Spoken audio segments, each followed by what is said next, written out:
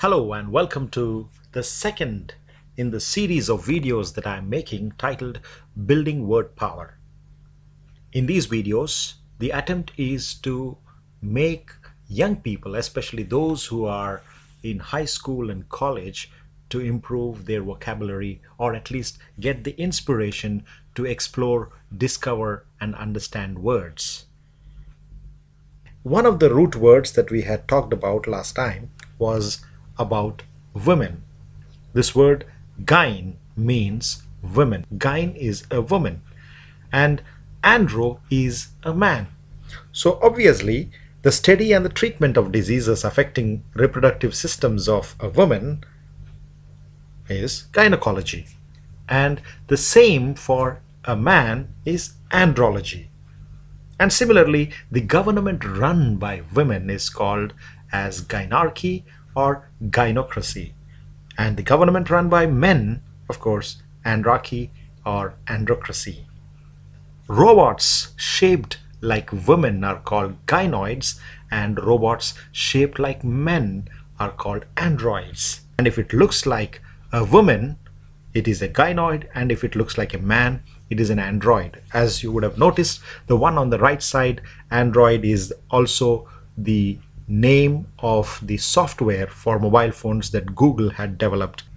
One interesting thing that you might like to know is the way in which males or females are, the terms for the male and female is used in botany.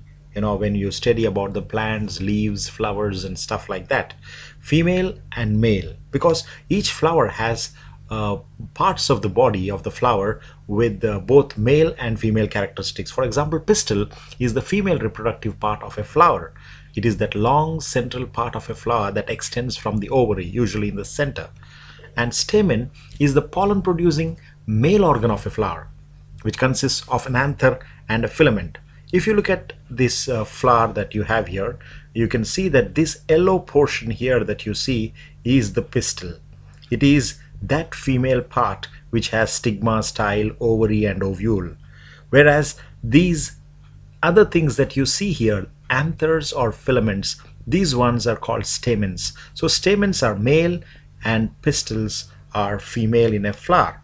But look at this other diagram that we have here, which is the same flowers and the same thing, but these parts of the female reproductive part are called as gynaecium, and these are called as androecium. Gynoecium, for instance, is the place where females stay, and in the olden days the kings who used to have a lot of women in their palaces, and the place that these women were kept is called as a harem.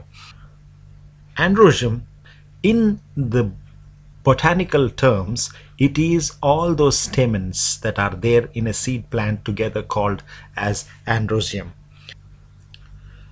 Now look at this picture that I'm about to show you. You see women wearing different types of pants. These are called as the harem pants. There is a difference in the way in which people pronounce this word. Some say it's harem, some say it's harem, and some experts say that it should be actually harem. But whatever it is, the D must have been worn in places where women used to be together, in those places which are called as gynaeciums. Now let's look at these words. Misane means hate. Philos or philia are the root words for love. Poly means many. So if we look at this in combination with the terms that we have for women and men, like for example, if it's misogyny or if it is misandry, hating women or hating men.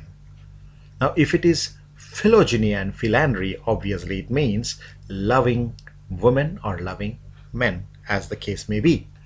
And poly is many. So polygyny means it is marrying or being with many women, or polyandry means marrying or being with many men.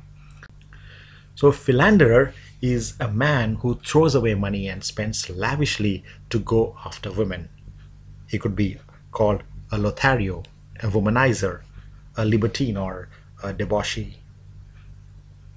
Now these words, Sophia for wisdom, Biblios for book, Anglo means English, and logos means word or study of. So when we combine them with the other words that we've heard, or if we combine it with philia or love, you will see that philosophy means love for wisdom. Philosopher means one who loves wisdom. Philology means it's the love for words. So a philologist or a philologist is a man who loves words. And a bibliophile is one who loves books. An Anglophile is one who loves all things English. He'll wear a hat, he'll wear all types of things that Englishmen like to wear. And Francophile is someone who loves all things French. Now let's look at the root word for marriage, which is gamos in some cases. Monogamy, it's having one spouse, marrying only one person. Bigamy, marrying another when having one spouse already. Polygamy, marrying many. Endogamy, the custom of marrying within a clan or tribe. Or exogamy, which is the custom of marrying outside the clan or tribe. Gamomania is the desire to marry, while gamophobia is the fear of marriage. Misogamist is someone who hates marriage. And we know that in some cultures polygamy is allowed. In fact, a man is known, or the man's worth is known by the number of wives he has. But in some cultures, bigamy is a crime. A man can get arrested. Nativus, birth.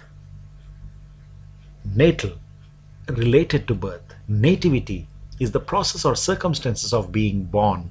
In fact, in many churches around the world, nativity play is the process or the circumstances in which Jesus was born is shown. And native is being born in a particular place, or prenatal is the stage of pregnancy before the birth of a child. And it is also antenatal, because both antenatal and prenatal mean the same. Ante, the word A-N-T-E. Please note it is not A-N-T-I. A-N-T-E means before. Ante means before. You may have come across this anti-meridian. You know that what when you say 7 a.m. you are saying actually 7 anti-meridian. And when you say 7 p.m. you are saying 7 post-meridian, after. You see, in the imaginary lines that are drawn on the globe, these are the meridians. The longitudes, also called the meridians. These are the latitudes, whereas these are the longitudes. When the sun is right above the meridian, it is 12 o'clock, 12 noon or 12 midnight.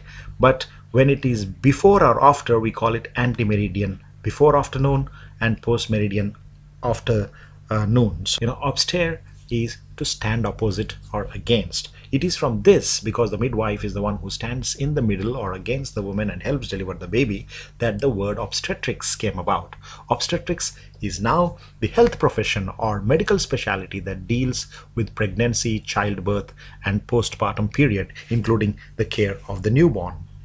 And of course, an obstetrician is the doctor in obstetrics. It might interest you to know that obstacle is something that comes in between, and it is also having the derivative from this root word called obstare. And obstinate means stubborn. It also comes from refusing to move by standing in the middle. Now let's look at another root word. Paidos means a child. It is from this word paidos that some of the English words like pediatrician came. A pediatrician is a child's doctor, and a pedagogue is a teacher of a child. And therefore, pedagogy is relating to the methods or techniques of teaching, the study of teaching as an art. And pedant is a person who sticks to the rules obsessively. And pedantic and pedantry are the adjective and the noun forms of the word. You can call me pedantic if I am dictating and telling everything for you to do step by step when it is not necessary. So it is not really a complimentary term. Pedia is the education of children in all aspects of their society, and you know that encyclopedia is a series of books which provide a child a well-rounded knowledge on all subjects. But remember that in Greek, paidos or ped means child, but in Latin, ped means leg or foot. So there are some words that came from Latin, some words that came from this Greek root. So there will be meanings that are different from one another. Some root words that we learned so far are gyne, woman, andro, man, poly, many, sophia, wisdom, biblios is book, and miscene is hate, and philia is love, and gamos is marriage, nativus is birth, paidos is child, neo is new, obster is to stand against.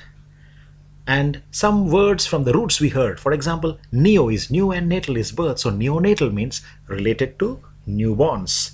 Paidos is child and philia is love, and a pedophile is someone who sexually targets children. He doesn't just love, he actually sexually targets them. It's a terrible situation there. And sophia is wisdom, and sophisticated actually is a word that derived from this root word called sophia, which is becoming very worldly wise, being cultured. So neonatal birth, pedophile is somebody who targets children sexually, and sophia is also a derivative for the word sophisticated. Now think on these things. If pedagogue is the one who teaches children, what does a demagogue do? If a misogynist hates women and a misogamist hates marriage, what does a misanthrope hate? And if an obstetrician helps in delivering babies, does he deal with neonates? Think on those things. But as of now, I'll say goodbye and see you again next time.